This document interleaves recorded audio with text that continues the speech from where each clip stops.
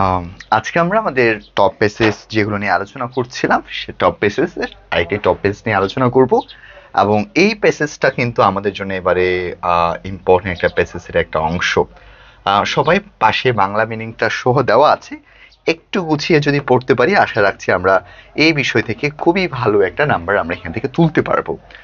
প্যাসেজটা একটু ভালো মতো পড়বো। আজকের প্যাসেজটা হচ্ছে একটা খুব আমাদের ইন্সপিরেশন নিশাত মজুমদারকে নিয়ে। স্কেয়ারিং এ মাউন্টেন পিক। স্কেয়ারিং শব্দের অর্থ হচ্ছে আরোহণ করা, মাউন্টেন শব্দের অর্থ হচ্ছে চূড়া, আর পিক শব্দের মাউন্টেন শব্দের অর্থ হচ্ছে পাহাড়, আর পিক শব্দের অর্থ হচ্ছে চূড়া। যে সর্বোচ্চ চূড়ায় ওঠা একটা মেয়ের গল্প নিয়ে আমরা আজকের এই প্যাসেজটা পড়বো। শুরু করছি প্যাসেজটা। আজকের পেজটা যাকে নিয়ে তার নাম হচ্ছে নিশাত মজুমদার, এবং নিশাত মজুমদারের প্যাসেজটা ইতিমধ্যে আমরা সবাই কম বেশি পড়েছি। নিশাত মজুমদার যে ছিল বাংলাদেশি ওমেন, অর্থাৎ যে হচ্ছে একটা বাংলাদেশি মেয়ে in her early Fortis. Early Fortis শব্দের অর্থ হচ্ছে 40 বছরের কাছাকাছি। তাহলে আবার বলছি, Nishat Majumdar Bangladeshi women in her early Fortis, অর্থাৎ নিশাত মজুমদার অর্থাৎ একটা বাংলাদেশি মহিলা, যে মেয়েটি 40 বছরের কাছাকাছি একটা মেয়ে।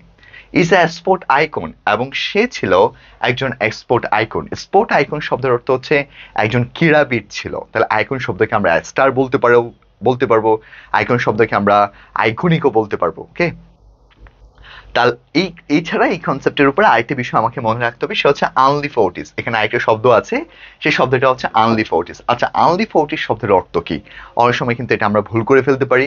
আনলি ফোর্টিস শব্দের অর্থ হচ্ছে যখন 40 বছরের কাছাকাছি, not more than 40, okay, near 40, অর্থাৎ 40 বছরের কাছাকাছি একটা মেয়ে। সে কেমস অফ, সে এসেছিল, কেমস অফ সে এসেছিল মডেস্ট ব্যাকগ্রাউন্ড। মডেস্ট শব্দের অর্থ হচ্ছে মধ্যবিত্ত ফ্যামিলি, অথবা আমরা বলতে পারবো পোলাইট ফ্যামিলি। অর্থাৎ এই নিশাত মজুমদার যে হচ্ছে একটা মধ্যবিত্ত ফ্যামিলি কিংবা পোলাইট ফ্যামিলি পরিবারের একটা মেয়ে। হার ফাদার, তার বাবা ইজ এ বিজনেসম্যান, এবং তার বাবা ছিল একজন ব্যবসায়ী। অ্যান্ড, এবং হার মাদার, এবং তার মা ইজ আ হাউস ওয়াইফ, এবং তার মা ছিল একজন গৃহিণী। শি ইজ দ্য সেকেন্ড, সে ছিল দ্বিতীয় অফ ফোর সিবলিং, তার 4 ভাই বোন ছিল। এই 4 ভাই বোনের মধ্যে তার অবস্থান ছিল দ্বিতীয়তম। She is, she is not very tall, সে খুবই লম্বা ছিল না। She is not very tall, সে খুবই লম্বা ছিল না। Or well built, well built শব্দের অর্থ হচ্ছে সুগঠিত। তাই সে খুব লম্বা ছিল না, আর ওয়েল বিল্ট শব্দের অর্থ হচ্ছে সুগঠিত ছিল না, স্ট্রং ছিল না। অর, অথবা, does not have charming princess look. Does not have charming princess look শব্দের অর্থ হচ্ছে রাজকন্যার মতো দেখতে ছিল না। Does not have charming, charming look শব্দের অর্থ হচ্ছে তাকে দেখতে আসলে রাজকন্যার মতো দেখতে ছিল না। বাট, কিন্তু, দিস অ্যাপিয়ারলি, অ্যাপিয়ারলি শব্দের অর্থ হচ্ছে সিমলি, দেখতে। অ্যাপিয়ারলি শব্দকে আমরা কি বলতে পারবো? সিমলি, দেখতে, অর্ডিনারি গার্ল। কিন্তু তাকে দেখতে ছিল একদম সাদামাটা একটা মেয়ে, অর্ডিনারি একটা girl. Has three things, has three thing she can be proud of. তার 3টা বিষয় ছিল যেগুলো হচ্ছে গর্ব করার মতো। আমরা এখানে থ্রি থিংস, যাদের আমাদের শীটটা আছে, আমরা থ্রি থিংসটা একটু ভালো মতো বিষয়টা দেখবো। যার 3টা বিষয় ছিল, যে 3টা বিষয়গুলো আসলে গর্ব করার মতো। তাহলে এগুলো কি? দিস আর, এগুলো হচ্ছে শি হ্যাজ, তার ছিল। তাহলে এই কনসেপ্টগুলো আমরা একটু মনে রাখবো, কোন কোন বিষয়গুলো আসলে তাকে গর্ব করার মতো ছিল। গর্ব করার মতো প্রথমেই আমরা পাচ্ছি শি হ্যাজ এক্সট্রাঅর্ডিনারি, তার ছিল অসাধারণ সাপোর্টিভ প্যারেন্টস, অর্থাৎ তার ছিল একদম এক্সট্রাঅর্ডিনারি এবং খুব দারুণ একটা অসাধারণ একজন প্যারেন্ট ছিল। হু, যিনি অ্যাকসেপ্টেড, গ্রহণ করেছিল, হার ড্রিমস রিয়েল অ্যাজ রিয়েল, যে হচ্ছে তার স্বপ্নটা বাস্তবের মতো গ্রহণ করেছিল। তাহলে আমরা তার 3টা গুণবলীর মধ্যে প্রথমে যেটা পাচ্ছি সে হচ্ছে এক্সট্রাঅর্ডিনারি সাপোর্টিভ প্যারেন্টস, অর্থাৎ অসাধারণ একজন সাপোর্টিভ প্যারেন্ট ছিল। ওই সাপোর্টিভ প্যারেন্টসটা যিনি গ্রহণ করেছিল, হু অ্যাকসেপ্টেড হার ড্রিমস, যিনি গ্রহণ করেছিল হার ড্রিমস অ্যাজ রিয়েল, বাস্তবের মতো। তার যে একটা স্বপ্ন ছিল, সেই স্বপ্নটি বাস্তবের মতো গ্রহণ করেছিল, তার স্বপ্নটি বাস্তবের মতো গ্রহণ করেছিল, অ্যাজ রিয়েল, বাস্তবের মতো গ্রহণ করেছিল। তাহলে আমরা প্রথমে একটা বিষয় পাচ্ছি যে নিশাত মজুমদারের 3টা বিষয় ছিল। এই 3টা বিষয়ের মধ্যে প্রথম বিষয় হচ্ছে তার বাবা, তার প্যারেন্টস যারা ছিল, তারা হচ্ছে তার যে স্বপ্নটি আছে সেই স্বপ্নকে প্রথম প্রায়োরিটি দিয়ে তার স্বপ্নর অনুসারে তারা হচ্ছে কাজ করেছিল। হার ফাদার, তার বাবা ইজ এ ফ্রিডম ফাইটার, এবং তার বাবা ছিল একজন মুক্তিযোদ্ধা। Her father is a freedom fighter, তার বাবা ছিল একজন মুক্তিযোদ্ধা in the liberation war Bangladesh. Liberation war মানে হচ্ছে স্বাধীনতা যুদ্ধ অফ বাংলাদেশ, বাংলাদেশের স্বাধীনতা যুদ্ধে তার বাবা ছিল একজন হচ্ছে মুক্তিযুদ্ধ ইন 1971। কত সালে? 1971 সালে তার বাবা ছিল একজন মুক্তিযুদ্ধ। অর্থাৎ দুইটা বিষয় পেয়েছি, একটা হচ্ছে তার স্বপ্ন সবগুলো গ্রহণ করতো, দ্বিতীয় বিষয় হচ্ছে তার বাবা ছিল একটা মুক্তিযুদ্ধ। সে স্কিল, এবং তিনি আরোহণ করেছিল the highest peak. Highest peak শব্দের অর্থ হচ্ছে সর্বোচ্চ চূড়া ইন দ্য ওয়াল, এবং পরবর্তীতে তিনি ওয়ার্ল্ডের সর্বোচ্চ চূড়ায় হচ্ছে আরোহণ করে অ্যাজ ফার্স্ট বাংলাদেশি গার্ল, প্রথম বাংলাদেশি মেয়ে হিসেবে। তাহলে দুইটা বিষয় পাচ্ছি। একটা বিষয় হচ্ছে তিনটা বিষয় আমরা এখানে পেয়েছি। প্রথম বিষয় হচ্ছে আমাদের প্রথম যে বিষয় সেটা হচ্ছে সে তার বাবা ছিল একজন তার বাবা তার স্বপ্নটাকে বাস্তবের মতো রূপ দিত। দ্বিতীয় বিষয় হচ্ছে তার বাবা ছিল একজন ফ্রিডম ফাইটার, এবং তৃতীয় বিষয় হচ্ছে তিনি সর্বোচ্চ চূড়ায় উঠেছিল 2022 সালে প্রথম বাংলাদেশি মেয়ে হিসেবে। প্রথম বাংলাদেশি মেয়ে হিসেবে সর্বোচ্চ চূড়ায় উঠেছিল। এই কয়েকটা বিষয়গুলো, এই তিনটা বিষয়গুলো যখন আমরা শর্ট আনসার কোয়েশনগুলো লিখবো, সেই শর্ট আনসার কোয়েশনের ক্ষেত্রে এই তিনটে বিষয় কিন্তু আমার জন্য অনেক বেশি ইম্পর্টেন্ট। নিশাত লাইফ প্রেজেন্ট, নিশাতের যে জীবন আছে সেটা প্রেজেন্ট করে। প্রেজেন্ট শব্দের অর্থ হচ্ছে উপস্থাপন করা। তাহলে আবার বলছি, প্রেজেন্ট শব্দকে আমরা বলতে পারি উপস্থাপন করে। অ্যান্ড ইনস্পিরেশন, একটি অনুপ্রেরণা।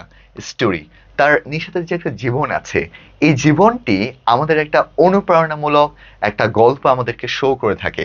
দ্যাট যেটি দ্য ইয়ট ইন বাংলাদেশ, বাংলাদেশের যারা যুবক আছে নিডস টু নো, তাদের সেটা জানা দরকার। তাহলে অনেক সময় প্রশ্ন আসতে পারে নিশাতের জীবনটা আমাদের কি উপস্থাপন করে। নিশাতের যে একটা জীবন আছে, সে জীবনটি লাইফটা আমাদেরকে ইন্সপিরেশন স্টোরি, তার যে ইন্সপিরেশন স্টোরিগুলো প্রেজেন্ট করে, তার একটা অনুপ্রেরণামূলক গল্প, যেটা হচ্ছে বাংলাদেশের যারা ইয়ত আছে, বাংলাদেশের যারা যুবক আছে ইন বাংলাদেশ, বাংলাদেশের মধ্যে নিডস টু নো, তাদের এই গল্পটা, এই অনুপ্রেরণামূলক গল্পটা তাদের সবার জানা দরকার। নিশাত ওয়াজ বর্ন, নিশাত জন্মগ্রহণ করেছিল। তাহলে নিশাত ওয়াজ বর্ন, নিশাত জন্মগ্রহণ করে অন 5 জানুয়ারি, জানুয়ারি কত তারিখে জন্মগ্রহণ করে? 5 তারিখে 1981। কত সালে? 1981 সালে জানুয়ারির 5 তারিখে হচ্ছে তিনি জন্মগ্রহণ করে। এখানে যে ইনফরমেশনগুলো আছে এগুলো তার লাইফস্টাইল, তার জন্মসাল এবং তার অ্যাক্টিভিটিস গুলো নিয়ে কিন্তু কাজে লাগবে। ইন এ ভিলেজ, একটা ভিলেজে কল তেওরি, অর্থাৎ তেওরি নামে একটা ভিলেজে হচ্ছে তিনি কি করেছেন? জন্মগ্রহণ করেছে। তার Nishat was born on 5 January 1981 in a village, একটা গ্রামে, কল যেটাকে বলা হয় তেওরি নামে একটা গ্রামে জন্মগ্রহণ করেছিল। হুইচ ইজ সিচুয়েটেড, যেটা হচ্ছে অবস্থিত। তাহলে ইজ সিচুয়েটেড কেন আছে? কারণ এটা হচ্ছে প্যাসিভ ভয়েস, এটা তো নিজে নিজে সিচুয়েটেড হয় নাই, এটা কেউ হয়তো তাদেরকে সেটাকে প্রতিস্থাপন করেছে। এই রামগঞ্জ উপজেলায়, যেটা হচ্ছে লক্ষ্মীপুর ডিস্ট্রিক্ট, অর্থাৎ বাংলায় বলা হয় লক্ষ্মীপুর ডিস্ট্রিক্ট। সে কমপ্লিট হার এডুকেশন, তার তিনি শেষ করেছিল। কমপ্লিট শব্দের অর্থ হচ্ছে শেষ করা। হার এডুকেশন, হার স্কুলিং, স্কুলিং শব্দের অর্থ হচ্ছে এডুকেশন। স্কুলিং শব্দকে আমরা কি বলতে পারবো? এডুকেশন বলতে পারবো। ফ্রম, থেকে, Bottomley home girls high school, যে Bottomley homes girls high school থেকে তিনি যার যে লেখাপড়া ছিল সে লেখাপড়াটা শেষ করেছে ইন 1997। কত সালে? 1997 সালে তিনি তার লেখাপড়াটা শেষ করে। অ্যান্ড পাস এইচএসসি, পরবর্তী তিনি এইচএসসি পাস করে from Shahid Anwar girls college, একটা শহীদ আনোয়ার গার্লস কলেজ ছিল, সেখান থেকে তিনি এইচএসসি তে পাস করে ইন 1999। কত সালে? 1999 সালে তিনি হচ্ছেন এইচএসসি পাস করে। সে আর্ন, তিনি অর্জন করেছিল হার ব্যাচেলার অ্যান্ড মাস্টার ডিগ্রি, তিনি তার ব্যাচেলার এবং মাস্টার ডিগ্রি, যেটা বিএ এবং এমএ তিনি অর্জন করেছিল ইন অ্যাকাউন্টিং। কিসের উপর? অর্থাৎ বিবিএ এবং এমবিএ। অনেক সময় প্রশ্ন আসতে পারে হার ব্যাচেলার এবং মাস্টার মানে মনে রাখবো বিবিএ, যেহেতু অ্যাকাউন্টিং এর উপর, তাহলে সেটা বিবিএ এবং হচ্ছে এমবিএ। তিনি শেষ করেছিল from Dhaka city college, school থেকে শেষ করেছিল, ঢাকা সিটি কলেজ থেকে তার লেখাপড়াটা শেষ করেছিল। অ্যান্ড কারেন্টলি, এবং সাম্প্রতিক সময়ে, কারেন্টলি শব্দের অর্থ হচ্ছে সাম্প্রতিক সময়ে, ওয়ার্কস কাজ করে ফর ঢাকা ওয়াসা, বর্তমানে তিনি ঢাকা ওয়াসার আন্ডারে হচ্ছে তিনি কাজ করে অ্যাজ এ অ্যাকাউন্টেন্ট। অ্যাকাউন্টেন্ট শব্দের অর্থ হচ্ছে একজন হিসাব রক্ষক। বর্তমানে ঢাকা ওয়াসাতে তিনি হচ্ছেন একজন হিসাব রক্ষক হিসেবে কাজ করছে। শি ইজ অলসো ইন্টারেস্টেড, এছাড়া তিনি ইন্টারেস্টেড ছিল ইন ডিফারেন্ট ল্যাঙ্গুয়েজ, অর্থাৎ নানা ভাষার প্রতি তার অনেক বেশি একটা ইন্টারেস্টেড ছিল, তার নানা ভাষার প্রতি অনেক বেশি একটা আগ্রহ ছিল। অ্যান্ড কালচার, শুধু ভাষা না, ভাষা ছাড়াও কালচার। তাহলে অনেক সময় প্রশ্ন আসতে পারে তার কোন কোন বিষয়ের প্রতি অনেক বেশি আগ্রহ ছিল। তার দুইটা বিষয় বলবো, তার হচ্ছে বিভিন্ন ভাষা, বিভিন্ন কালচার, বিভিন্ন ভাষা এবং বিভিন্ন কালচারের প্রতি তার অনেক বেশি কি ছিল, আগ্রহ ছিল। অ্যান্ড হি হ্যাজ এনরোল, এবং পরবর্তী তিনি ভর্তি হয় ফর হার এম এ, কিসের জন্য, এম এর জন্য, ইন জাপান স্টাডিজ, এবং জাপান স্টাডিজ এর উপর তিনি এম এর উপর ভর্তি হয় আর ঢাকা ইউনিভার্সিটি, ঢাকা ইউনিভার্সিটির মধ্যে তিনি হচ্ছেন কনসেপ্টের উপর সেখানে হচ্ছে এডমিশন লাভ করে। ফরাস, আমাদের জন্য, ফরাস মানে হচ্ছে আমাদের জন্য, একটু আমরা কনসেপ্টে দেখব। ফরাস আমাদের জন্য, নিশাত লাইফস, আমাদের জন্য নিশাতের যে জীবন আছে, ফরাস আমাদের জন্য নিশাত লাইফ কেমস, আমাদের জন্য নিশাতের যে জীবন আছে, কেমস অ্যাক্রস অ্যাজ স্পেশালি সিগনিফিক্যান্ট, আমাদের জন্য নিশাতের লাইফটা অনেক বেশি গুরুত্বপূর্ণ। সিগনিফিক্যান্ট শব্দের অর্থ হচ্ছে গুরুত্বপূর্ণ। বিকজ, কারণ, কারণ ইট টেলস আস, কারণ এটা বলে থাকে how the influence of one person, কিভাবে একটা মানুষকে প্রভাবিত করা যায়, কিভাবে একটা মানুষকে প্রভাবিত করা যায়, ক্যান মোটিভেট, মোটিভেশন দেওয়া যায়, সামথিং টু ড্রিম বিগ, কিভাবে একটা স্বপ্নকে বড় করে দেখতে হয় সেটার জন্য আমাদেরকে মোটিভেশন প্রদান করে থাকে। অ্যাজ দ্য ডটার, একটা মেয়ে অফ ফ্রিডম ফাইটার, একটা মুক্তিযুদ্ধের একটা মেয়ে হিসেবে নিশাত হ্যাড টু ফেস, নিশাতকে ফেস করতে হয়েছিল। তাহলে নিশাত হ্যাড টু ফেস, নিশাতকে ফেস করতে হয়েছিল main obstacle in her life, তার জীবনে অনেকগুলো অবস্টিকল, অনেকগুলো বাধা তার জীবনে ফেস করতে হয়েছিল। বাট হার মাদার, কিন্তু তার মা, হার রোল মডেল, কিন্তু তার মা ছিল তার আদর্শ, তার একজন রোল মডেল ছিল। অ্যান্ড গিভ হার কারেজ, তাকে উৎসাহ দিত, গিভ হার কারেজ, তাকে উৎসাহ দিত, অ্যান্ড ডিটারমিনেশন, তাকে হচ্ছে সংকল্প দিত, টু ওভারকাম, যে কোনো কিছু ওভারকাম করতে, them and and pursue her dreams, এবং তার যে একটা স্বপ্ন ছিল সেই স্বপ্নকে সাধনা করার জন্য, স্বপ্নকে ফিল আপ করার জন্য তার মা হচ্ছে তাকে সবচেয়ে অনুপ্রেরণা দিত, তাকে সবচেয়ে বেশি ইন্সপায়ার করতো। তাহলে অনেক সময় প্রশ্ন আসতে পারে কে তাকে সবচেয়ে বেশি ইন্সপায়ার করতো, সেটা হচ্ছে তার মা তাকে সবচেয়ে বেশি অনুপ্রেরণা করতো, তার মা হচ্ছে তাকে সবচেয়ে ইন্সপায়ারিং করতো। এরপর কি আছে, এরপর হচ্ছে আশুরা মজুমদার। আশুরা মজুমদার হচ্ছে নিশাতের মা। আশুরা মজুমদার, এখানে হচ্ছে আশুরা মজুমদার বলতে নিশাতের মার কথা বলা হচ্ছে।